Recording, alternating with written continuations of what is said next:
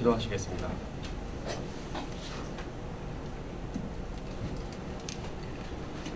역사 세상을 주관하시는 아버지 하나님께 감사와 찬양을 드립니다. 아버지 하나님, 이 시간 저희들이 정말 아버지께서 이 땅, 이 한반도의 미래를 어떻게 계획하고 계시고 우리 통일 헌법이 어떠한 가치를 담고 나가야 되는지, 또 우리가 어떠한 관점으로 이 통일 과정에서의 여러 가지 문제들을 바라봐야 되는지 함께 고민하고 또 이야기를 나눠보고자 합니다. 오늘 낮에 북한의 핵실험이 있었습니다. 정말 이 모든 상황 속에서 정말 아버지의 주권이 직접 드러나고 아버지께서 직접 개입하셔서 이 땅의 한반도를 아버지께서 긍휼히 여기시고 이 땅을 살아가는, 특히 저 북녘 땅을 살아가는 아버지 하나님, 우리 동포들을 아버지께서 불쌍히 여겨주시기를 간절히 기도드립니다. 아버지, 이 시간 저희들이 생각하고 나누고 또 전하고 듣고 하는 가정 가운데 아버지께서 함께 하셔서 저희들의 단순한 말이 성찬이 되지 아니하고 아버지 뜻을, 저희들의 생각과 선입견과 모든 것들을 내어놓고 아버지 뜻을 구하는 마음으로 전하고 들을 수 있도록 이 시간을 함께 하시고 축복하여 주시옵소서. 감사하며 예수님 이름으로 간절히 기도드립니다. 자, 반갑습니다. 방금 소개받은 송민호라고 합니다. 오늘 부탁받은 이제 통일헌법의 쟁점에 대해서 얘기를 좀 말씀드리려고 하는데요. 사실 이 주제가 굉장히 어떻게 보면 단순할 수도 있고 어떻게 보면 복잡하고 그런 주제입니다. 또 오늘 낮에 제가 기도할 때도 말씀드렸지만은 굉장히 좀 또 마음을 답답하게 하는 사건이 낮에 있었죠. 북한 3차 핵실험 그런 부분들도 있어서 여러 가지로 마음이 무거워지는데 한번 우리가 앞으로 이 통일을 바라볼 때 어떻게 우리가 바라봐야 될지 그 가치적 측면에서 한번 생각을 좀 해보도록 하겠습니다. 제가 1시간 정도 말씀을 전하고 그리고 질문을 받는 식으로 진행을 하도록 하겠습니다. 사실 통일헌법의 쟁점이라든지 가치 부분은 우리가 왜 통일을 하려고 하는지 사실 그 부분과 밀접하게 관련이 있습니다. 여러분들은 통일을 왜 원하세요?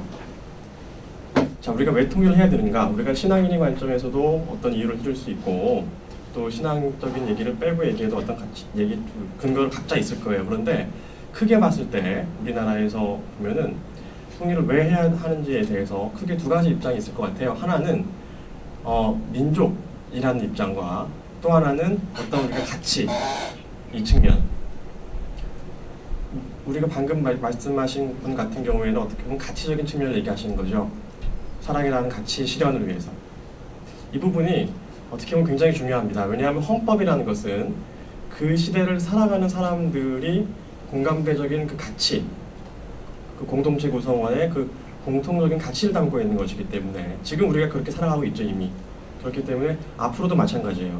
이것 결과적으로 통일을 우리가 왜 하는가에 대해서 같은 민족이니까 한다 라는 곳에서 이유를 찾을 것인지, 아니면 우리는 이러이러한 가치를 지향하는데 이러이러한 가치를 실현하기 위해서 통일이 필요하다. 이 부분이 아마 앞으로도, 지금도 마찬가지지만 앞으로도 쟁점이 될 거라고 생각을 합니다. 저는 굳이 구분을 한다면 가치론자라고 스스로를 생각을 합니다. 우리가 단순히 한 민족이기 때문에 남북한이 통일이 되어야 된다. 그것만으로는 저 자신한테도 설득이 되지가 않아요. 아직까지 우리 통계조사를 보면은 한 민족이기 때문에 통일이 되어야 된다라는 통계가 한 50% 남짓 나옵니다. 그리고 다른 이유들도 많이 있고요. 그런데 점점 젊어지면서 같은 민족이니까라는 비중은 좀 떨어지고 수치가 다른 이유들이 있는데, 저 같은 경우는 결론부터 말씀드리면 저는 가치 실현을 위해서 통일이 필요하고, 그 가치란, 즉 통일을 해야 하는 이유는 북한 주민들의 자유와 인권의 회복, 그리고 또 하나는 남한 주민들의 자유와 인권 의식을 높이고 그 사랑의 폭을 넓히는 데 있다. 이걸 위해서 통일을 해야 된다고 생각을 합니다. 자, 그리고 이러한 가치를 실현하는 방법은 바로 법 얘기를 하나 나왔으니까요. 헌법에서 찾는다면 우리가 법치국가의 원리도 법치주의라는 정신이다. 왜냐하면 여러분들이 다 아시는 것처럼 인류의 역사에서 인치, 즉 사람에 의한 통치가 이루어졌을 때 그 국민들이 누리는 자유와 권리의 폭과 법치주의가 도입됐을 때 그 국민들이 누리는 권리와 자유의 폭은 비교가 되지가 않죠.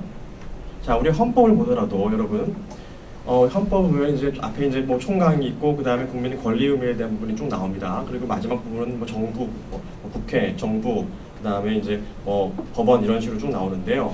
이것을 헌법 교과서에서는 이렇게 대충 구분이 되어 있습니다. 앞에는 우리 헌법의 기본 원칙, 그 다음에 기본권 파트, 마지막에 통치 구조. 자, 그런데 이 헌법 전체의 목표는 무엇이냐? 한마디로 이렇게 설명을 합니다.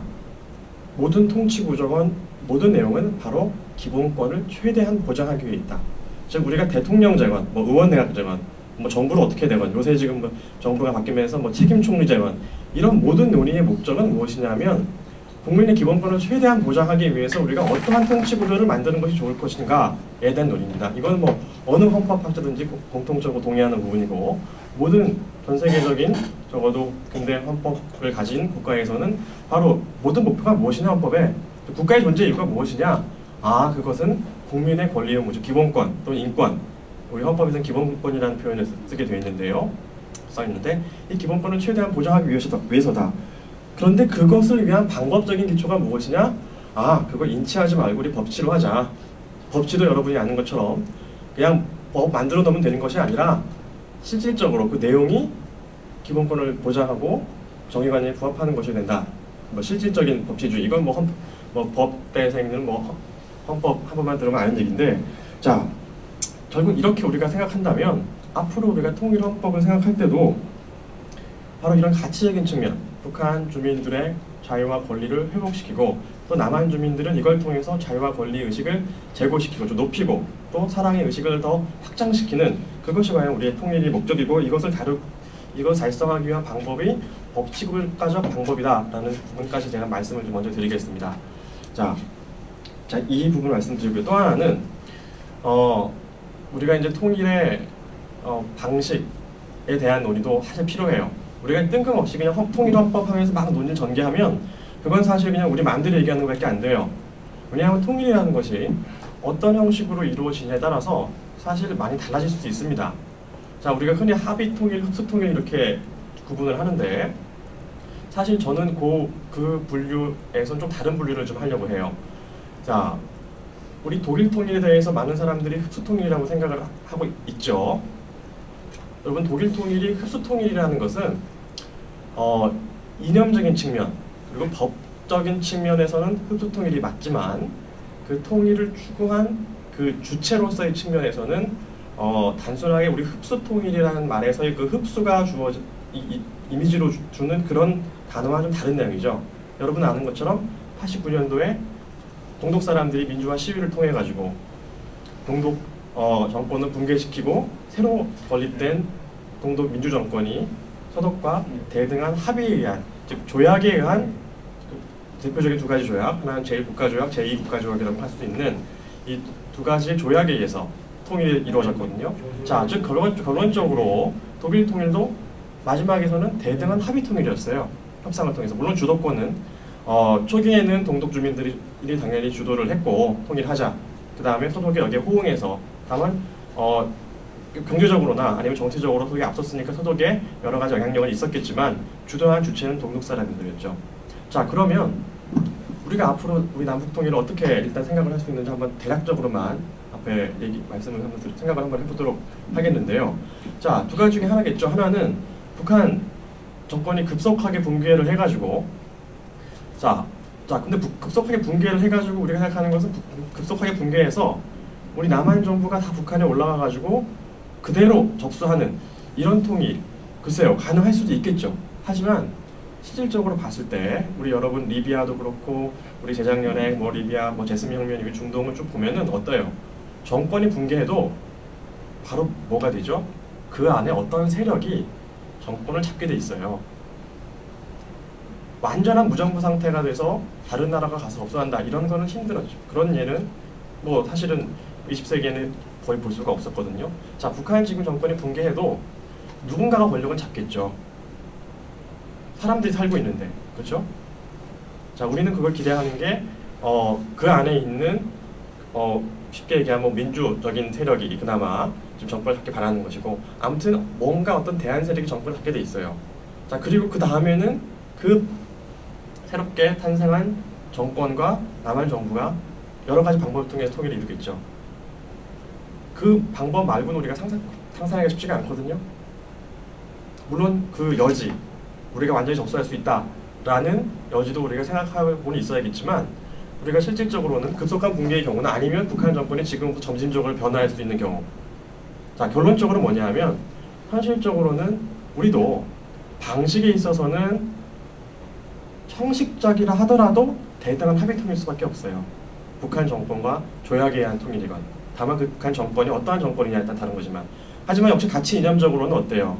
우리가 추구해온 자유민주적 기본질서에 대한 통일. 우리 헌법은 벌써 통일의 가치를 담고 있잖아요. 헌법 4조가 자유민주적 기본질서에 입각한 평화통일정책이라고 하고 있거든요. 자유민주적 기본질서라는 것은 우리 헌법재판소가 이렇게 설명하고 있죠. 모든 폭력적 지배, 자의적 지배가 아닌, 즉 1인 독재, 1당 독재가 아닌 자유평등 원칙에 입각한 법치주의적 통치질서를 의미한다. 그 내용으로는 복수정량제, 기본권 보호, 의회제도, 사법부의 독립 등등이 있다. 자, 우리는 이런 통일을 원하고 있어요. 따라서 가치 이념적으로는 우리도 앞으로 흡수 통일일 수밖에 없지만, 방법적으로는 우리도 북한을 대등한, 다만 그것이 어떻게 변할지 모르죠. 자, 그렇기 때문에 제가 무슨 말씀을 드리는 거냐면, 자, 흡수 통일과 합의 통일이라는 어떤 그런 설명보다는 점진적 통일일 것이냐 아니면 급속한 통일일 것이냐, 이렇게 구분하는 것이 맞고, 자, 그렇다면 실질적으로 통일 헌법도 우리가 마음대로 다 만드는 건 아니죠.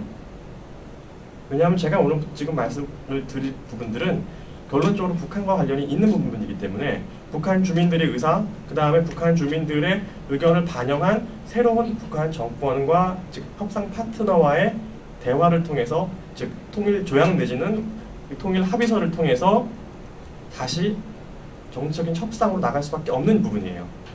자, 급속한 붕괴를 통해서 동독처럼 급속한 붕괴를 해서 대한 세력이 정권을 쥐고, 야, 남한한테 우리 빨리 통일하자 그래가지고 한 경우에는 어때요? 남한이 실질적인 정치적 협상력에서 의사를 관철할 여지가 높겠죠.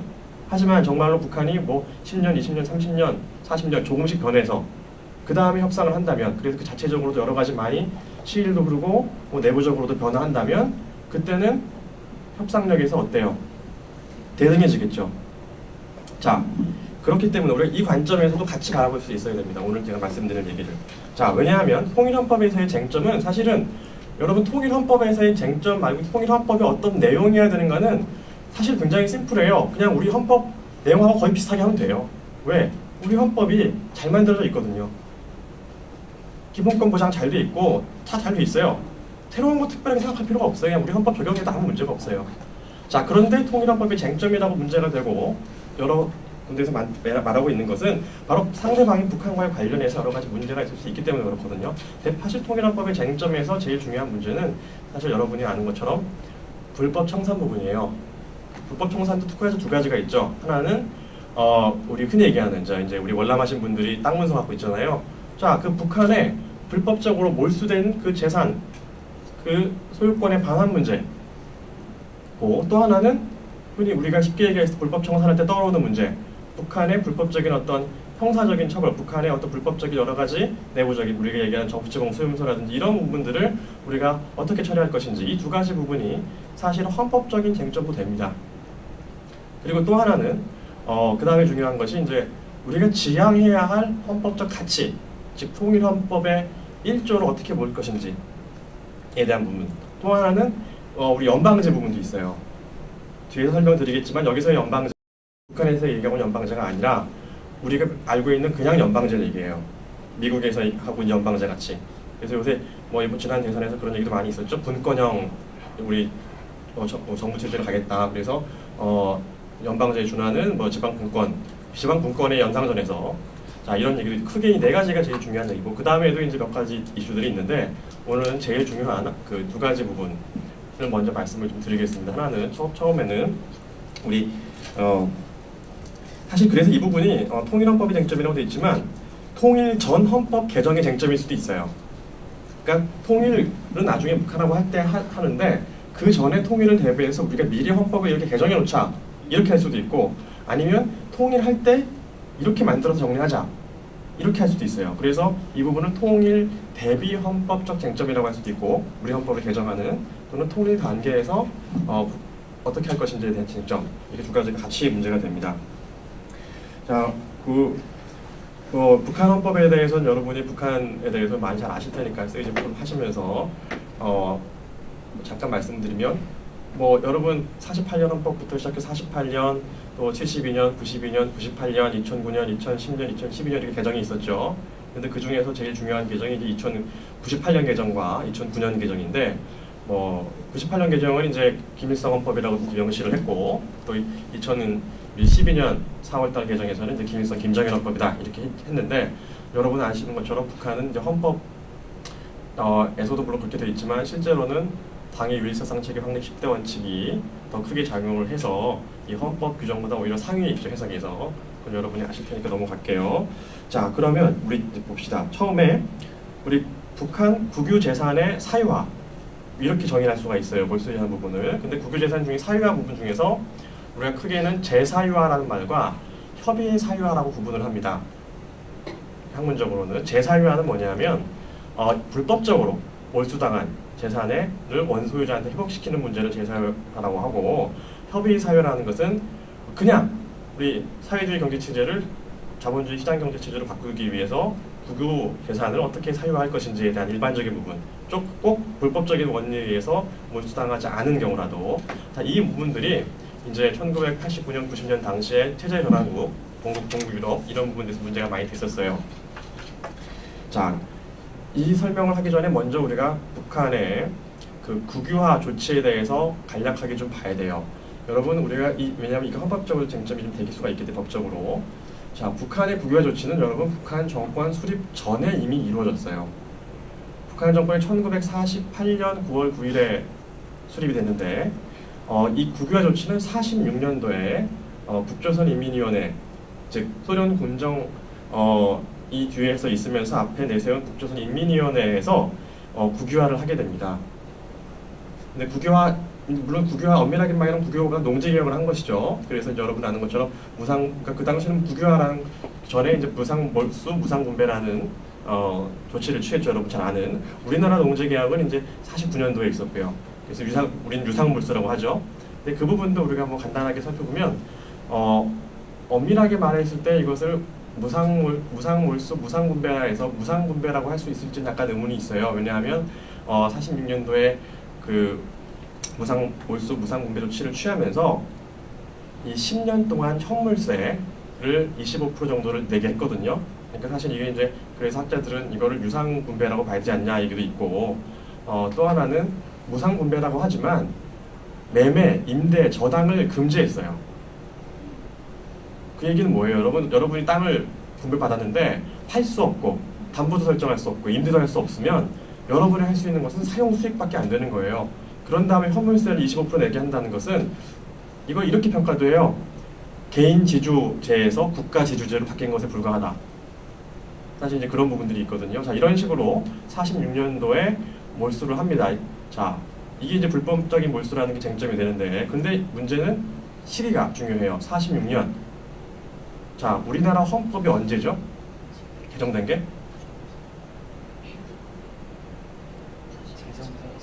제정헌법이 48년이죠, 그렇죠? 자, 우리 헌법 제정 전에 이루어졌어요. 북한 정부 수립 전에. 자, 이렇게 한 지금 우리가 문제되는 어떤 무상몰수라는 측면에서의 문제되기 불법적이다라는 거. 이 불법적인 이유는 여러분이 먼저 그걸 아셔야 돼요. 자, 우리나라 재헌헌법에서도 우리도 농지개혁도 하고 했는데 15조에서 어떻게 얘기하고 있냐면, 공공필요에 의한 재산권의 사용 수용 제한은 법률로 하고 상당한 보상을 지급해야 된다. 지금 현재 현행헌법 23조 3항에 있는 이하고 똑같아요. 이게 법치국가의 이념 중에 하나예요. 자, 법치국가의 이념 중에서 오늘 말씀드리는 지금 주제하고 관련된 것은 이 헌법 23조 3항, 우리가 재산권을 국가적인 목적을 위해서 수용할 수는 있는데 우리가 보상은 해야 된다라는 원칙, 또는 우리가 헌법 37조 2항이 있는 법률로서 권리를 제한할 수도 있지만 그 권리의 본질적인 부분을 침해해서는 안 된다. 즉 법률로서 모든 것을 개인의 권리를 무한대로 공공복리 또는 국가안전보장이라는 이유로 할 수가 없다라는, 이게 바로 이 법치국가의 원리에서의 기본적인 틀이에요. 자, 그럼 우리가 북한의 불법 몰수라는 그 지적을 하는 것은 단순히 북한이 반국가 단체고 남한이 유일한 합법정부다라는 거기 그 차원에서 먹는 게 아니에요. 인류사에서 형성되어 온 법치국가의 원칙에 반하는 몰수의 행위였다. 이렇게 들어가는 게 맞거든요. 자, 그런데 여기서 이제 더 두 가지 문제가 생겨요. 하나는 특히 이제 월남자분들이 몰수당한 거는 46년에 이루어진 이 몰수 때문인데, 이 몰수와 관련해서는 첫째, 두 가지 입장이 있어요. 이거는 북한 정권 수립 전이고 심지어 대한민국 헌법 제정 전인데, 아니 법이라는 게 헌법이 제정하기 전에 이루어지는데 어떻게 효력이 미치냐. 따라서 46년도에 이루어진 몰수 행위에 대해서는 우리 헌법 가지고 야 이거 법치국가의 원리에 반하고 저기 기본권, 재산권도 기본권이기 때문에 본질적인 침해고 보상도 안 했고 이거 불법적이다. 그렇게 주장할 수 없다. 그럴듯하죠? 헌법 제정 전인데. 자, 참고로 독일에서는 통일 과정에서 이 불법 몰수 재산에 대한 처분 문제가 됐을 때 이런 판단을 했어요. 과거 소련군 지배 당시, 즉 전쟁이 패배하고 소련군이 이제 점령했던 때가 있었죠. 그 시절에 소련군에 의해서 이루어진 불법 몰수에 대해서는 반환을 하지 못한다. 이거는 이제 소련과의 정치적인 협상이기도 하고 그런 면이 있었지만, 여기에 대해서 독일 연방헌법재판소에서 어떻게 판단했냐면 나중에 그래 이거는 맞다. 왜? 독일 기본법 제정 전인데 미치지 않는다. 그래 그거 괜찮아. 자, 그 논리 따진다면 우리도 그거 못 건드려요. 그렇죠? 아무리 우리가 유일한 합법정부다 뭐 얘기해도 이거 헌법 제정 전에 이루어졌는데 소련군에 의해서. 자, 그래서 실제로 그런 논리가 있어요. 자, 우리가 나중에 통일 방식, 북한과 어떤 형식으로든지 간에 통일을 한다. 그런데 북한이 예컨대 민주정권으로 바뀌어가지고 통일하는데, 그러면 과거 북한의 모든 행위를 우리가 인정을 해야 된다. 즉 북한도 유엔상 하나의 국가고, 그렇다면 그 국가가 하는 행위는 국제법적인 강행 규정에 위반된 게 아닌 이상 인정을 해야 되기 때문에 과거 북한에서 이루어진, 즉 46년도 건, 또 재밌는 게 여러분 48년대 북한 헌법이 9월 8일 날 제정됐는데, 북한 헌법에서는 그 46년도에 즉 북조선인민위원회에서 했던 조치를 똑같이 헌법에 규정해서 헌법적으로 이걸 뒤에서 추인을 했어요. 자, 그렇기 때문에 이걸 우리가 어떻게 법적으로 다시 뒤집냐. 응? 두 가지 문제가 다 되죠. 우리가 한반도 유일한 합법정부 얘기해도 우리 헌법도 안 미쳐요. 자, 이 문제에 대해서 우리가 법적으로 문제가 되는 거예요. 그렇기 때문에. 자, 근데 여기에 대해서 또 반대 주장, 저는 이제 이 후자에 동의를 하는데 반대 주장도 있어요. 뭐냐 하면, 자, 소련군에 의한 북한에 의한 몰수 조치, 물론 북조선 임시인민회가 했지만 사실 뒤에서 소련이 한 거나 마찬가지지만, 이 부분은 사실은 소련은 그렇게 할 수 있는 법적인 권리가 없다. 국제법적인. 왜? 동독은 패전국이지만 우리는 패전국이 아니고, 따라서 소련은 우리에서 뭐 전쟁법상 그런 점령을 한 것이 아니라 그냥 해방시키기 위한 점령을 한 것인데, 따라서 이러한 조치는 국제법적으로 근거가 없는 조치고, 또 국제법적 강행 규정에도 위반된다. 앞서 주장은 강행 규정이 위반되지 않는다고 했지만 위반된다. 그 이유는 방금 얘기한 것처럼 국제법적 강행 규정이 여러 가지를 담고 있지만 그 중에서도 적어도 기본적 인권의 본질적인 부분을 침해한 경우에는 이것은 국제법적 강행 규정이 위반이 된다. 따라서 지금 이 경우에는 정당한 권리자도 아니었고 이 소련군이, 또 하나는 기본적인 어느 정도 보상을 해야지 몰수한 것은. 따라서 그렇기 때문에 이 행위는 설사 우리의 대한민국 헌법 제정 전에 이루어진 일이라 하더라도 국제법적으로도 이것은 위협한 것이고, 또 하나 이 북한 헌법에서 추인했다 하더라도 대한민국 헌법 그 이후에 대한민국 헌법에서는 적어도 추인했다고 볼 수가 없다라는 거예요. 자, 그리고 제가 생각하는 또 하나의 논거는 제한헌법 전문을 보면, 여러분 재미있는 문구가 있어요. 보신 분도 있겠지만 쭉 제한헌법도 전문이 있어요. 쭉 이렇게 앞에 여러분 헌법 전문 보신 것처럼. 근데 거기에 어떤 문구가 있냐면, 기미 3.1 독립운동에 의해서 설립된 대한민국을 설립한 독립정신을 이어가지고 이제 민주독립국가를 재건함에 있어서 이렇게 나가요. 재건이라는 단어였어요. 지금 우리 현행헌법도 3.1은 그 대한민국 임시정부의 법통을 잇는다는 표현은 지금 있어요. 법통을 잇는다는 뜻은, 물론 법통을 잇는다는 게 우리가 건국이 48년 8월 15일이냐 아니면 언제냐 문제가 될 수 있지만, 자, 근데 여기서는 우리가 이거는 굉장히 중요하게 생각하고 오히려 의미 있게 다가와야 돼요. 봐야 돼요. 자, 제가 뭐라고 그랬죠? 민주 독립국가를 어떻게 함에 있어서 재건이라고 했어요.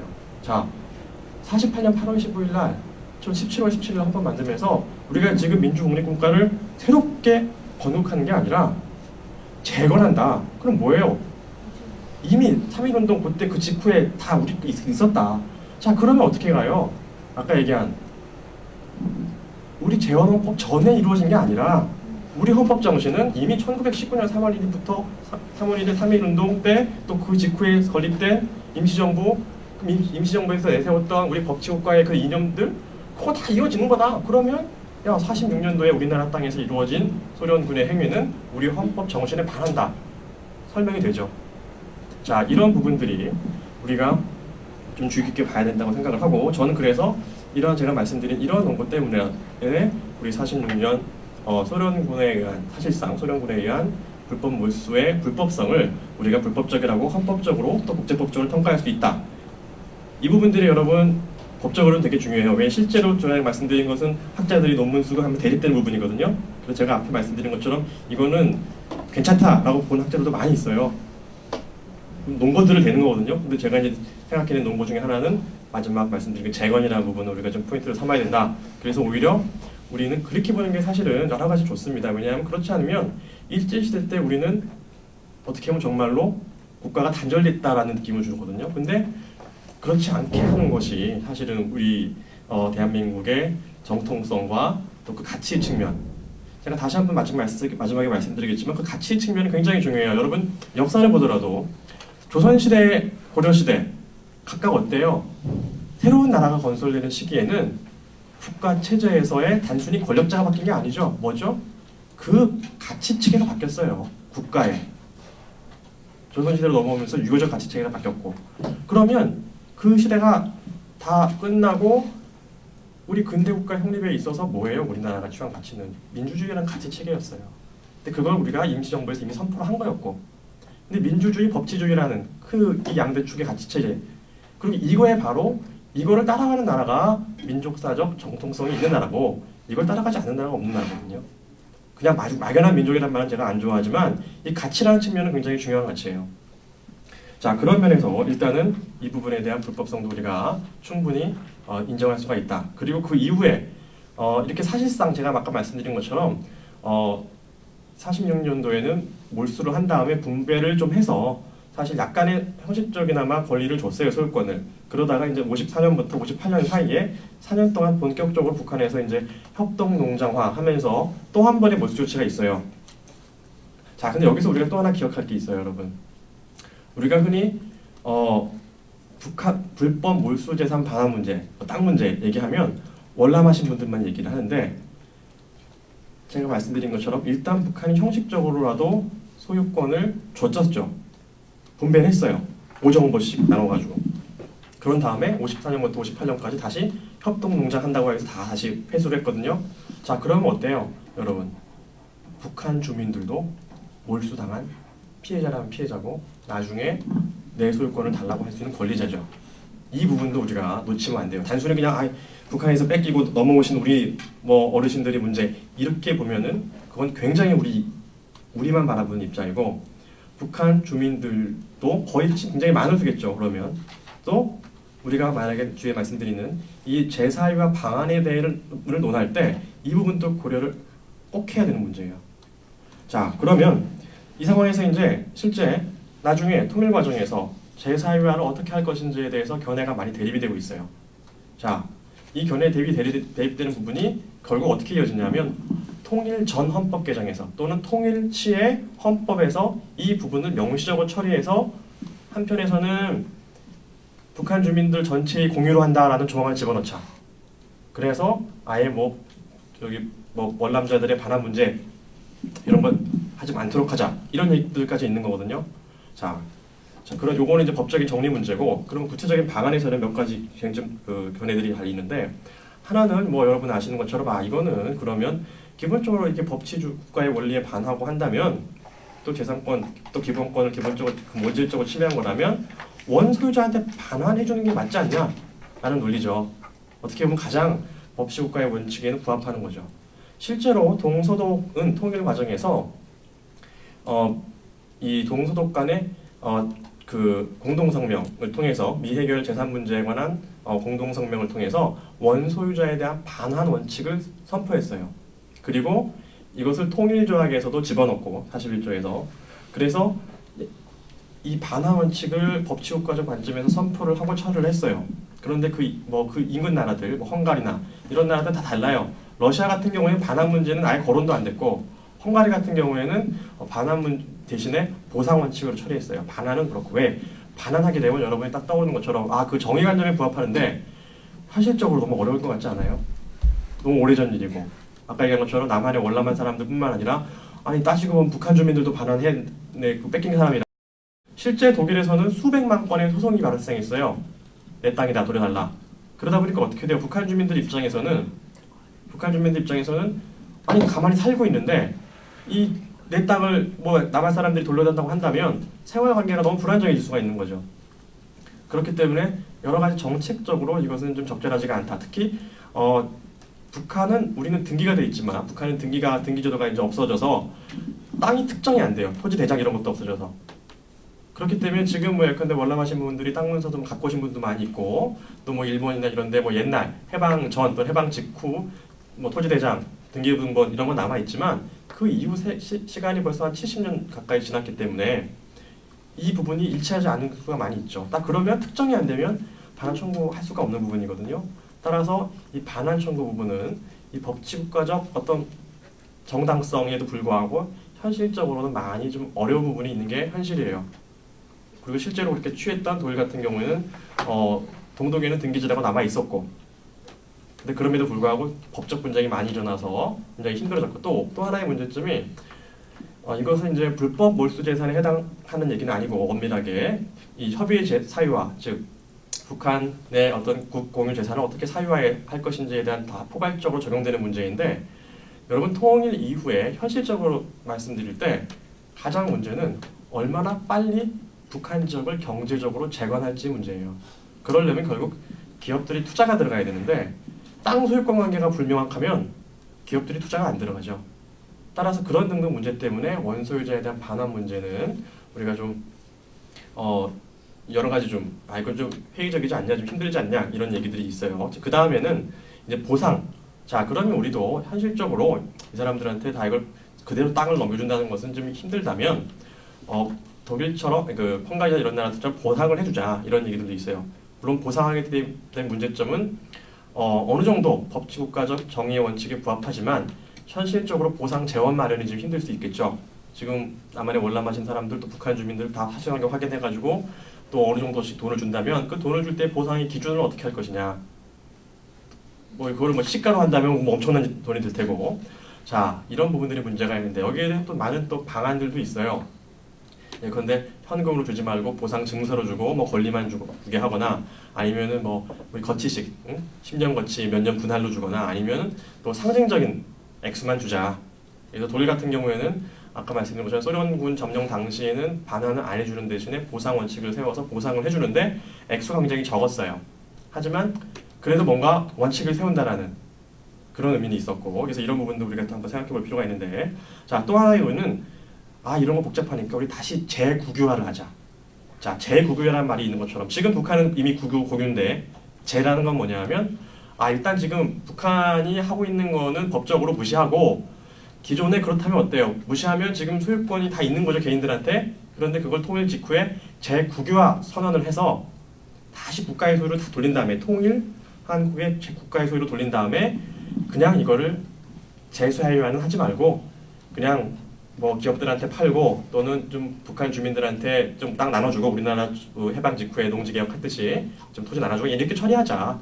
이게 우리가 좀 개인들한테는 좀 미안하지만 좀 국가 통일에서 전체적으로 우리가 통일된 국가를 경제적으로나 정치적으로나 또 잘 통합하고 효율적으로 관리하는 게 좋지 않겠냐라는 게 재국유화 논의고, 실제로 지금 벌써 이제 바로 작년인데 2012년 12월 말에 한국자산관리공사라고 아실 거예요. 캠코. 거기에서 보고서를 내는데 그 방안이 바로 이 방안이었어요. 통일 직후에는 재국유화해야 된다. 그래서 기존 소유자들의 소유권을 다 무효화한다는 원칙을 선포하고 이거를 북한 주민들한테 기본적인 어떤 생활 터전은 이렇게 분배해주고 기업들은 이렇게 분배해주고 아무튼 기존 소유 관계는 그냥 무효로 치자. 그게 가장 효율적인 북한 재건의 방법이다. 이게 이제 정부 산하 공사인 자산관리공사에서 만들어낸 보고서 방안이에요. 자, 상당히 많은 사람들이 재국유화를 지지하고 있어요. 또 어떤 사람들은 이렇게 얘기해요. 여러분 이제 뭐 성토모 이런 쪽에서 많이 얘기하는데 그 헨리 조지 변화에서 북한 전체를 국유화한 다음에 사유화가 아니라 공공 임대제로 만들자 이렇게 얘기하시는 분들도 강하게 있어요. 이제 좀 설명만 드릴게요. 자, 그리고 또 한 분들은 그 북한 주민들이 계속 해온 거니까 북한 주민들 전체를 위해서 그냥 공유재산화 시키자. 그래서 헌법에 북한 지역의 모든 국공의 재산을 비롯한 재산권은 북한 주민 전체의 공유로 한다, 공동재산으로 한다는 원칙을 우리가 미리 선포를 하자, 막 이런 얘기도 있어요. 실제로 학자들이 그렇게 얘기를 하거든요. 논문을 쓰고. 자, 크게 보면 제가 지금 말씀드린 정도의 방안들이 있어요. 여러분들은 어떻게 생각하세요? 이게 법적으로 문제뿐만 아니라 경제적인 문제도 되고 또 한편으로는 정치적인 문제도 되거든요. 상당히 민감한 문제고, 그렇기 때문에 이 부분을 바로 헌법적 쟁점이라는 거예요. 왜? 법적인 쟁점을 안 만들려면 어떻게 해야 돼요? 헌법에다가 집어넣으면 풀리거든요. 자, 그래서 헌법적 쟁점이 되는 거죠. 또 헌법에 안 집어넣더라도 법을 만들 때, 예컨대 아까 우리 한국자산관리공사에서 그 안이 보고가 돼가지고 만약에 자, 북한 지역 소유권에 관한 특별법 해가지고 재국유화한다, 기존 소유자에 무효한다, 이러면 어떤 일이 발생할까요? 자, 원남자 가족 중에 누구 한 명이 이거 위헌이다 이러면서 위헌법률 심판을 신청을 하겠죠. 그렇기 때문에 이게 헌법적 쟁점인 거죠. 자, 이거 어려운 문제예요. 사실 쉽게 얘기하기는 어려워요. 그런데 저는 좀 조심스럽지만 아까 제가 처음 말씀드렸던 이 법치국가적 원칙을 일단은 유지해야 된다고 생각을 해요. 왜냐하면 여러분 한번 우리가 해방 직후로 한번 넘어가 봅시다. 해방 직후 넘어가면 그때 우리 해방된 우리나라 사람들의 가장 큰 과제가 뭘까요? 사는 거예요. 아니죠. 그거보다 더 일단은 친일 청산하고 농지 개혁이에요, 여러분. 지주제 개혁이에요. 그 당시 우리는 거기 소장농이 90%만 이랬거든요. 자, 그러면 어때요, 그냥? 야, 법이고 뭐고 그냥 저기 지주재산 물소 해가지고 나눠주자, 이런 주장이 설득력이 없었을까요? 내가 봤을 때는 제가 그냥 거기 살았던 사람이라면 야, 그 무슨 보상이고 법치고 뭐 복잡하게 해, 그냥 나눠주면 끝이지, 왜 복잡한데.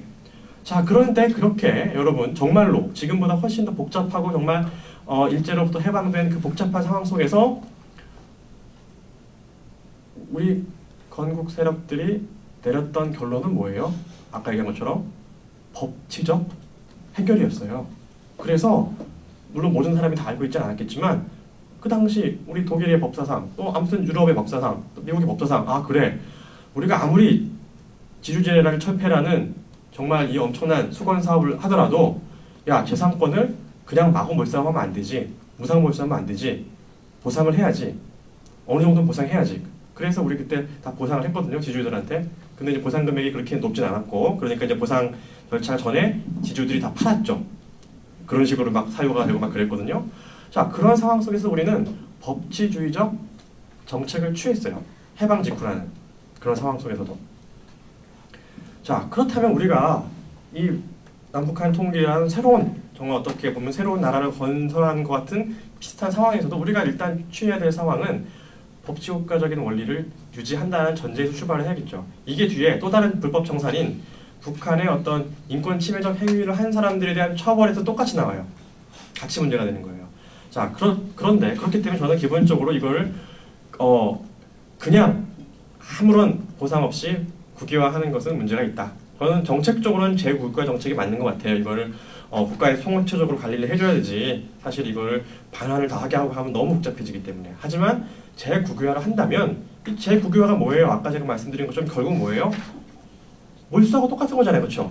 그럼 우리 헌법에 어떻게 돼 있어요? 몰수할 때는, 사용 수용 제한할 때는 포상을 해야 된다. 그러면 그거에 따라서 포상하는 거예요. 다만 보상을 할 때 지금 우리 헌법 정신에 따르면 지금 현행 헌법은 뭐 정당한 보상, 완전 보상, 즉 시가에 의한 보상해야 된다고 돼 있지만 그거야말로 이제 우리가 보상액에서는 진짜 공공복리를 위해서 다소 좀 제한을 해갖고 특별법을 만들어서 보상액은 좀 다운시켜서 좀 상징적인 금액을 하더라도 또 여러 가지 좀 정말 정치적으로도 경제적으로도 그 전략적인 그런 보상을 하더라도 그렇게 하더라도 일단 그 원칙은 우리가 이 재국유교화할 때 이것은 우리 헌법상의 수용과 마찬가지라면 우리가 보상을 할 겁니다. 그리고 설사 우리 북한 주민들도 마찬가지예요. 우리 월남자뿐만 아니라 북한 주민들에 대해서도 똑같은 조치를 취해야 된다고 생각을 해요. 자, 어떤 사람은 제가 말씀드린 북한 주민들도 불법 몰수된 토지의 반환의 권리자다. 따라서 너무 복잡하다. 하지 말자. 자, 이렇게 결론 나갈 수도 있어요. 그렇죠? 그렇게 쓰시는 분도 있어요. 근데 저는 반대로 그분들도 권리자다. 그러니까 해야 된다. 왜? 여러분 저기 아까 얘기한 헝가리나 이런 사람들도 다 보상했죠. 적어도. 그 나라도 그 나라 체제 하에서 공산 정권에 의해서 불법 몰수된 거잖아요. 자, 물론 복잡할 수 있어요. 그러니까 복잡할 수 있다는 걸 감수를 해야 돼요. 어느 정도는. 왜냐하면 그 부분이 사실 뭐 굉장히 복잡해지면 공무원들도 힘들고 이것 때문에 또 다른 분쟁도 많아지겠지만 커다란 원칙 선포에 있어서는 적어도 아까도 말씀드린 것처럼 방법론적으로는 굉장히 우리가 디테일한 그런 그 방법을 만들어야겠지만 그걸 통해서 북한 주민들한테 우리가 뭘 줄 수 있을까요? 상징적으로. 이렇게 해서 무언가 정의가 바로 서는 것이구나. 그리고 제가 아까 말씀드린 것처럼 복잡해진다, 북한 주민들이 반대할 것이다 라는 논의의 전제에는 통일의 방식에 대한 부분에 있어서의 명쾌한 정리가, 다양한 가능성에 대한 정리가 안 되어 있는 거예요. 자, 뭐냐 하면 아까 말씀드린 것처럼 북한이 어떤 식으로 변해서 우리가 통일될지 아무도 모르지만 북한이 만약에 새로운 정권이 탄생을 해서 민주정권이 탄생해서 북한 주민들의 마음을 얻으면서 개혁을 한다면 제가 볼 때는 북한 정권 스스로가 야, 과거 정권에 의해서 불법 몰수된 거 우리가 발현해 주겠다. 이런 정책을 필 수 있지도 않을까요? 과거 동유럽 다 그렇게 새로 교체된 정권들이 다 그렇게 한 거잖아요. 그 나라는 안 복잡했나요? 헝가리도 복잡했고 폴란드도 복잡했는데 러시아 같은 나라는 그냥 무시했지만 그 나라 다 보상해 주려고 했거든요. 따라서 그건 모르는 일이에요. 그리고 또 하나는 제가 말씀드린 것처럼 통일의 방식은 제가 말씀드렸죠. 최종적으로는 정치적 협상이에요. 우리와 북한 카운터파트. 물론 한 1, 2% 가능성은 있어요. 북한이 완전히 붕괴돼서 우리가 근데 그건 현실적으로 좀 힘든 문제가 많이 있고 뭔가 대안 있을 가능성이 높아요. 왜냐 아무리 정권이 없어도 사람들, 공무원들은 남아있을 거고 그럼 무슨 높은 사람들이 남아있을 거고 그럼 그 사람들이 뭔가 자기들끼리 뭔가 운영 협의체를 만들 거거든요. 아무튼 결론적으로 협상을 할 텐데 그 정치적 협상력에서 협상한다는 건 뭐예요? 우리의 기본적인 입장은 우리가 있어야겠죠. 따라서 저는 그걸 얘기하는 거예요.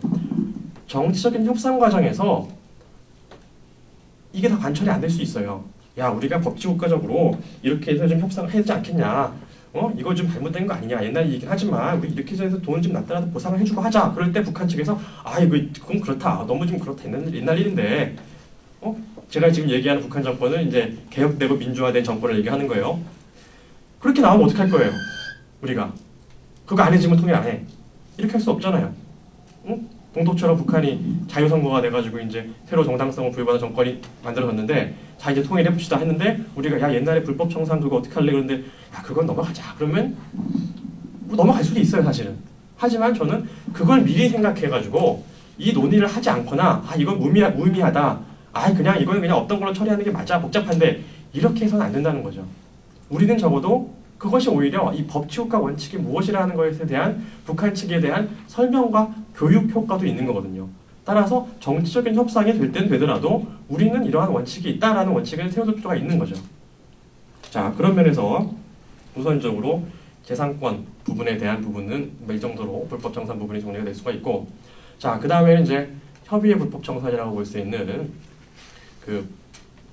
북한에서 인권 침해자들에 대해서 어떻게 처리해야 되느냐 이 부분은 이제 우리가 동독 사례를 또 한번 생각을 해보면 이 서독은 아까도 말씀드린 것처럼 법치국가적 역시 해결을 했어요. 그래가지고 10만 건 정도의 사례, 인권 침해 사례를 조사를 했는데 그 중에 1000건만 기소가 이루어지고 실제로 실형을 선고받은 사람은 몇 명 안 돼요. 그 이유는 여러분 아는 것처럼 공소시효 제도도 적용을 하고 즉 오래된 일은 공소시효가 완료되었다. 그래서 처벌도 하지도 않기도 하고 또 하나는 결정적인 것이 그 처벌법규의 기준을 그냥 러프하게 말씀드리면 동독법을 기준으로 했어요.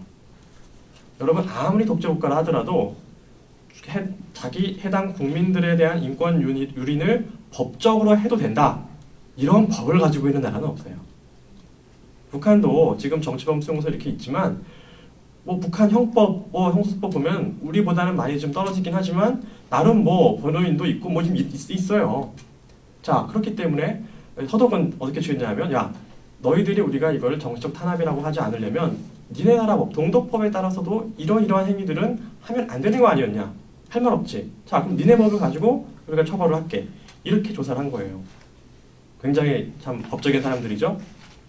자, 이렇게 했기 때문에 실질적으로 10만 건을 조사했는데 실제 처벌은 1%밖에 이루어지지가 않고, 또 많은 경우 처벌이 실형을 선고받은 사람들은 책임자급 사람밖에 없었어요. 자, 그러면 나머지 피해자들에 대해서 어떻게 처리했냐? 소독 정부는, 그러니까 통일 독일 정부죠. 보상에 의해서 처벌을 했어요. 해결했어요. 보상. 동독 역사청산재단이라는 것을 만들어가지고 이걸 통해서 보상, 피해받은 사람들을 국가적으로 보상해주는. 자, 이것도 우리가 한번 남북통일 과정에서 북한에 있는 인권 침해적 행위를 한 사람들을 어떻게 처벌할 것인지에 대한 부분도 저는 제가 아까 말씀드린 것처럼 감정적인 처벌이 아니라 역시 법치국가적 처벌을 하는 것이 바람직하다.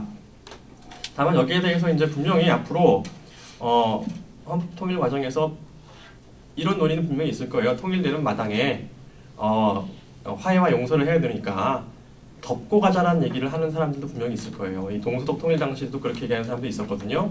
여러분 아는 것처럼 슈타치 비밀 문서를 관리하는 청이 있었는데 이 문서를 공개할 것인지 말 것인지를 두고 견해가 많이 갈렸어요.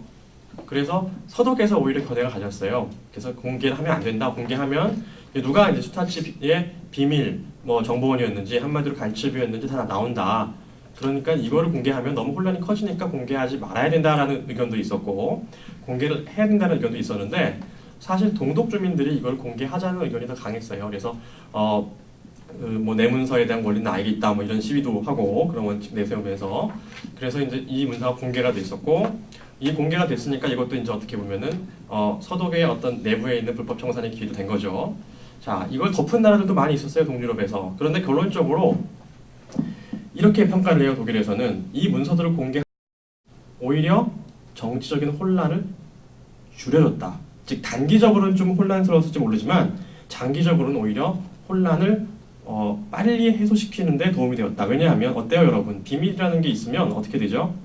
서로 이제 야, 제가 저기 옛날에 슈타치 비밀 정보원이었어. 막 서로 괜히 막 루머가 돌고 음해하고 그래요. 근데 다 공개하고 다 없지. 내 이름 없지.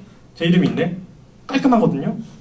자, 그래서 오히려 해명적 기능, 즉 슈타치 문서 공개를 통한, 즉 불법 청산을 통한 해명적 기능, 누가 어떤 행위를 했었고 이 사람은 하지 않았었고 이런 부분들이 밝혀진 측면이 있었기 때문에 오히려 기능이 컸다고 하고, 또 이제 제가 이제 재작년에 독일 가서 만나본 역사청산재단 부소장분은 또 이렇게 얘기를 해요.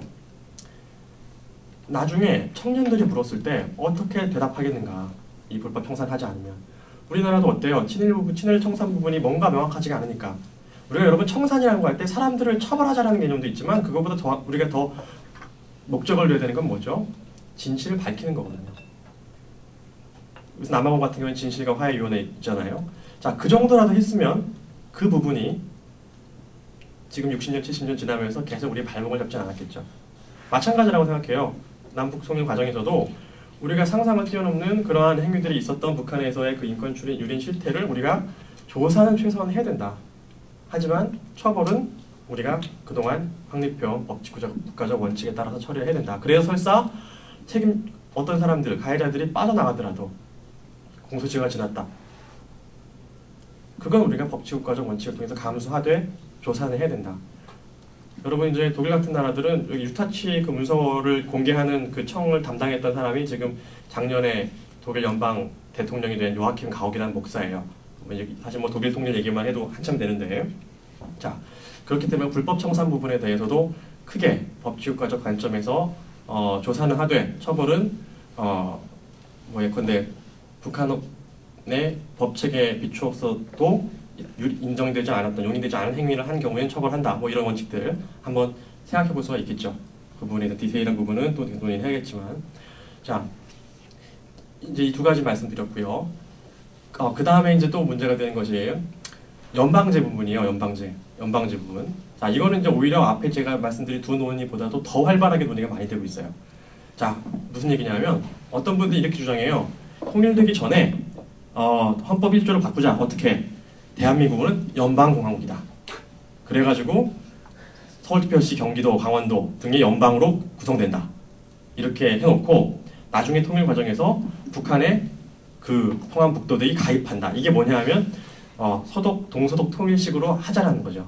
동서독 통일이 여러분 아는 것처럼 독일은 연방국가고 그래서 서독 기본법이 23조에 이렇게 연방의 가입을 통한 통일의 근거 규정을 두고 있었어요. 그리고 실제 통일도 어떻게 이루어졌냐면 통일조약 1조에서 동독 지역 신설 연방 5개 주가 서독 연방공화국에 가입한다. 자, 이렇게 이거의 헌법적 근거를 만들어 놓자는 거예요. 물론 이제 독일에서도 146조에서 새로운 헌법을 만들어서 통일하는 것을 가능할 수 있게 하는 근거도 있었는데 급박하게 통일이 이루어지다 보니까 야, 새로운 헌법 언제 만드냐? 그냥 이 23조를 이용해서 그냥 너희들이 가입해. 해쳐 모여. 이렇게 했어요. 그리고 이제 몇 년 후에 다시 이제 기본법 개정 부분이 문제가 됐지만 다 같이 그냥 새로운 법이 안 만들어지고 그냥 본 기본법을 통해서 이 대폭 개정되는 걸로 해결됐는데 자, 이거와 관련해서 이제 우리도 그럼 뭔가 헌법적으로 준비해야 되지 않느냐. 그래서 아까 얘기하는 대한민국은 민주연방공화국이다. 그래서 서울특별시, 경기도 이렇게 이루어진다. 나름 어떻게 생각하면 좀 뭐 말 되는 것 같죠? 아, 그래. 그거 생각하면 나중에 통일할 때 편하겠네. 그러면 통일조약 1조를 뭐 가입한다 하면 되니까.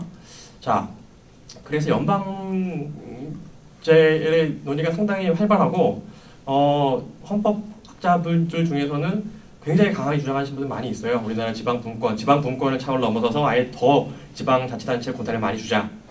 자, 여기에 대해서 이제 사실은 뭐 이제 이게 이제 나중에 통일 이후에 북한 지역을 어떻게 이제 우리가 국가 통치 구조를 설정할 것인지에 대한 문제인데, 글쎄요, 뭐 저는 근데 조금 조심스러워요. 왜냐하면은 우리가 이제 연방제적 전통이 있는 나라도 아니고 우리는 이제 뭐 통일신라 이후에 거의 뭐 1000년 또 고려시 1000년이 넘게 이렇게 단일 국가였고 또 중앙집권적인 생각이 강하고 그런 나라에서 과연 이런 연방제로 더구나 갑자기 통일하면서 연방제를 만드는 것이 국민 정서나 또는 실제 운영에서 근데 그렇게 됐을 때 과연 오히려 북한 쪽이 그것을 물론 이제 이게 이제 찬성하시는 분들은 북한 주민들의 자존심을 살려주고 또 통일이 원활하게 될 수도 있다. 뭐 그런 면도 있을 수는 있을 것 같아요.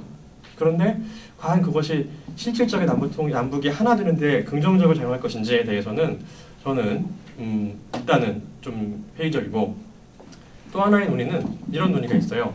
좀 디테일한 논의긴 하지만 특별 지방자치제도를 실시하자는 얘기가 있어요. 북한 쪽에. 그래서 연방제는 하지 말고 그 정도는 안 되고 그냥 중앙집권적으로 하되 북한 지역에는 자치권을 조금 더 많이 둬서 이거를 이제 우리나라 이제 지방자치단체 중에서 제주 특별자치도법이 있는데 그거는 법률상의 특별자치제도고 아예 헌법적으로 특별자치제도라는 것을 두어가지고 연방은제는 아니지만 북한 지역을 좀 북한 주민들이 자체적으로 좀 통치할 수 있는 근거를 두는 것이 통일 직후에 좀 도움이 되지 않을까 뭐 이런 논의도 활발하게 있어요. 근데 저는 결론적으로는 그런 거는 좀 바람직하지가 않고 오히려 통일 직후에는 뭐 이제 뭐 양원제, 뭐 상원, 하원 이렇게 하는 거는 또 필요할 수 있지 모르지만 상원에서 북한의 각도 대표하는 사람들을 좀 이 각도 대표가 좀 전체적인 국정에 참여할 수 있는 기회를 넓혀주기 위한 하지만 연방제나 특별지방자치제는 좀 무리가 있지 않나는 생각이 들고요. 이게 이제 왜 문제냐 하면 예멘 같은 경우를 우리가 좀 반면 교사할 수가 있거든요. 여러분 아시겠지만 예멘이 분단되어 있었고 또 전쟁도 했었어요. 북예멘, 남예멘이 우리처럼 뭐 엄청나게 사사망자가 많지는 않지만 70년대 이럴 때 부분적으로 뭐 잠깐씩 전쟁도 했었고 그러다가 갑자기 동서독이 통일된다고 하니까 이 남북 예멘이 그 아랍연맹 이런 사람들이 도움을 받아가지고 갑자기 합의 통일해버렸어요. 독일보다 빨리 갑자기 1990년 5월달에. 그런데 4년 만에 내전이 일어나서 전쟁을 했죠. 그 이유는 남북 예멘이 합의를 딱 해서 자 우리 사이좋게 반반 나누자. 그래가지고 대통령은 네가 하고 부통령은 내가 하고 국방장관은 네가 하고 차관은 내가 하고 그 다음에 군대도 똑같이 나눠서 1군 단장은 북예멘, 2군 단장 이렇게 나눠버리니까 자 통일은 합의해서 빨리 됐는데 오히려 이렇게 남북 예멘이 기존 사람들이 각각의 어떤 권력들을 가지고 있다 보니까 이것이 오히려 분쟁의 소지가 되어가지고 결국은 전쟁이 일어났죠. 자 그렇기 때문에 통일이 이루어졌을 때는 예컨대 뭐 북한이 얘기하는 고려 민주연방제 이것도 이제 사실은 외국군과 국방권을 연방에 각각 갖자. 그거는 사실은 그냥 각자 전쟁할 수 있는 똑같은 여지가 있는 거거든요. 그렇기 때문에 같은 연장선에서 북한의 지방자치 제도를 실시할 필요는 있는데 오히려 너무 권한을 주는 것은 오히려 이 질환을 더 심화시킬 수 있는 거라는 게 제 조심스러운 생각이에요. 자, 그리고 이제 시간이 좀 돼가서 이제는 이제 지금 쟁점 세 가지 말씀드렸고, 또 하나는 헌법적 1조를 어떻게 만들 것인가, 이 부분도 저는 굉장히 중요하다고 생각을 해요. 이 부분은 이제 많은 분들이 얘기를 하시는 분들이 계신데, 바이마르 공화국 헌법 1조가 지금 우리 헌법 1조, 제헌헌법부터 있던 1조가 뭐죠? 뭐 노래도 있었죠. 대한민국 민주공화국이다. 이게 이제 바이마르 공화국 헌법을 우리가 이제 본따온 거죠. 자, 그런데 이 히틀러 시대를 거친 다음에 서독이 본 기본법을 만들면서는 1조가 바뀌었어요. 우리 헌법 10조에 있는 내용으로 모든 국민은 인간으로서의 존엄과 가치를 가진다. 이 내용을 독일 사람들이 1조로 올려버렸어요. 우린 지금 10조에 있는데 나중에 들어간 거지만, 자, 이것은 나름 헌법적인 결단 내지는 국민들의 결단이죠. 우리가 히틀러 시대라는 어떤 인권 침해되는 시대를 거쳤다. 따라서 우리가 단순히 그냥 민주공화국이다라는 정도에 그치면 안 되고 국가가 지향하는 가치가 무엇인지를 선포해야 된다라는 국민적 공감대 하에 1조를 바꾼 거거든요. 저는 이건 우리도 앞으로 헌법 개정에서 통일 과정에서의 헌법, 이건 통일 전 헌법 개정이건 간에 헌법 1조를 단순히 민주공화국이다라는, 지금 전 세계적으로 다 인정하는데 민주공화국, 뭐 그걸 갖고 1조에 딱 내세울 필요는 없고, 오히려 우리가 이 북한 에서 일어난 많은 인권 침해적인, 제가 말씀드린 통일의 목표가 무엇이냐, 저는 북한 주민의 자유와 인권의 회복이고, 또 하나는 남한 주민의 자유와 인권 이식의 제고다, 높이는 것이다. 그렇다면 헌법 1조를 우리도 모든 국민은 인간으로서의 존엄과 가치를 가진다. 이 얘기를 1조로 얻는 것도 굉장히 상징적이지만 의미가 있을 것이다. 그리고 아까 말씀드린 것처럼 북한 주민과 남한 주민들이 이것이 우리가 존중해야 될 가치구나, 즉 헌법, 국가의 존재 목적이 이 개인의 기본권을 보장하는 데 있구나라는 것을 상징적으로 한번 전환하는, 즉 통일한국이 지향하는 가치를 선포한다는 측면에서 1조를 개정할 필요가 있다고 생각을 합니다.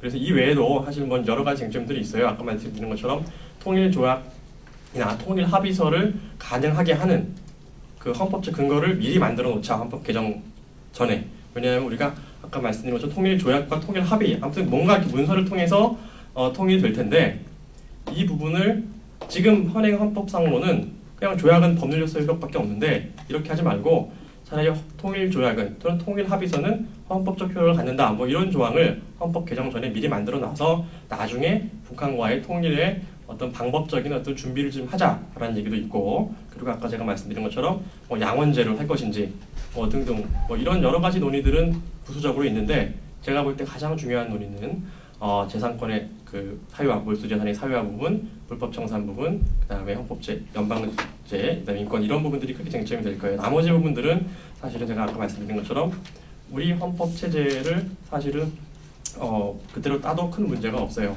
하나 말씀드리면, 자, 우리가 이제 이런 부분들이 약간 논의는 돼요. 우리가 이제 북한이 경제 체제가 이제 사회주의 경제 체제니까 그 경제 체제에 익숙해진 북한 주민들을 우리가 생각해서 우리 통일헌법에는 우리도 물론 119조에서 경제에 대한 규제 조정을 할 수 있다고 되어 있지만, 그거보다도 조금 더 사회주의적 요소를 경제 체제에 넣어야 된다, 이렇게 얘기하시는 분도 계시는데, 저는 거기에 대해서는 다른 뭐 이론적인 부분 빼고 현실적인 전제가 조금 잘못됐다고 생각을 해요. 뭐냐 하면, 북한의 헌법 법률적인 측면에서는 당연히 북한은 개인 소유권이 없고 국공유 제도가 주로 돼 있지만, 실질적으로 고난이 행군 시기 이후에는 거의 사실상 생산수단도 주는 사유가 많이 이루어졌어요. 즉 명목상으로는 예컨대 국영기업소 소유를 해놓고 사실 뒤에서 개인이 운영해가지고 기업소에 얼마큼 주고 자기가 가져가는, 이 돈, 뭐 예컨대 뭐 돈 주라고 하기도 하고 여러 가지, 이게 지금 벌써 10년, 15년 사이에 굉장히 많이 바뀐 부분이거든요. 즉 북한 주민, 집도 매매가 되잖아요, 북한에서. 자, 이런 정도로 개인 소유권 제도 및 사실상 생산수단에 주는 사유화가 많이 이루어졌어요. 최근 여기에 대해서 굉장히 좋은 논문이, 박사 논문을 쓴 학생, 이제 우리 어떤 학생도 있는데 2012년 2월 달에 이 북한의 사유화 현상에 대해서 보면, 이런 사실관계를 전제로 하면, 아니 북한 주민들은 이미 국가 배급치도 끊기고 내가 어떻게 먹고 살고 내가 어떻게 사업하고 자동차도 내가 사서 명의만 국가에 놓고 내가 몰고 다니고 이렇게 다 돼 있는데, 갑자기 그래 너희는 저기 뭐 국유로 하고 있지, 다 국유로 하게, 이거는 오히려 북한 주민들이 싫어할 거예요. 자, 이런 부분들이 있기 때문에 우리가 이 법적인 측면을 검토할 때는 항상 실질적인 그 사실적인 문제, 즉 북한 상태가 지금 어떠한지에 대한 부분도 같이 고려하지 않으면 이 통일의 상대방이자 굉장히 중요한 파트너인 북한 주민들의 실제 어떤 그 우리 상황을 오판할 수가 있는 거죠. 그래서 정리를 좀 하겠습니다. 처음 말씀드린 것처럼 통일은 가치적인 통일이어야 되고, 이 가치적인 통일을 할 때 우리가 세워야 되는 원칙은 이 기본권이 존중돼야 되고, 이것을 하기 위해서는 법치국가적 원칙에 대해서 우리가 통일 과정에서 때로는 우리 정의관념이 다소 왜곡되는 것 같아도 그것이 오히려 지키는 것이라는 것을 명심하고 법치국가적 관점을 못 들 필요가 있고요. 때로는 조금 번잡해 보이더라도 우리가 이것이 우리가 지켜야 되는 가치라고 하면 최대한 그 원칙을 고수하려고 노력하는 그것이 이 통일헌법에서 가장 필요한 거라고 생각합니다. 그리고 하나 더 말씀드리면 통일은 회복을 위한 것이지 심판을 위한 것이 아니거든요. 그건 우리가 명심을 해야 될 것 같아요. 우리가 심판은 궁극적으로 하나님께서 하세요. 우리가 이 헌법적 쟁점 다룰 때, 이 특히 불법 청산 부분을 다룰 때 심판자의 지위까지 우리가 서려고 한다면 자꾸만 우리가 아까 한 것처럼 이 법을 좀 무너뜨리고라도 이 감정적인 정의관념을 실현시키고자 하는 욕구가 생길 수밖에 없어요. 하지만 심판하시는 역할은 우리가 하는 것이 아니라는 것. 우리는 물론 법칙과적 원칙과 정의가 무엇인지에 대한 원칙은 바로 세우고 어떤 진실을 밝힐 필요는 있지만 우리 마음 가운데, 왜냐하면 자칫하면 그 부분이 우리의 마음을 어떤 증오나 이 분노가, 정의가 정당한 정의감이 약간 오버하게 되면 증오가 되고 분노가 되죠. 자, 그걸 막아주는 것도 법치국가적 원칙이에요. 법 얘기 참 많이 했는데 이것이 바로 인간의 욕심 또는 인간의 분노, 인간의 게으름, 이것까지도 다 막아낼 수 있는, 그게 최소는 아니더라도 인류사를 통해서 발전해온 원칙이거든요. 이걸 붙잡을 필요가 있지 않을까 싶습니다. 예, 이상 1시간 동안 빠르게 쭉 전체적인 쟁점을 훑었습니다. 일단 이렇게 마치고요. 질문 있으신 분들 질문을 받도록 하겠습니다.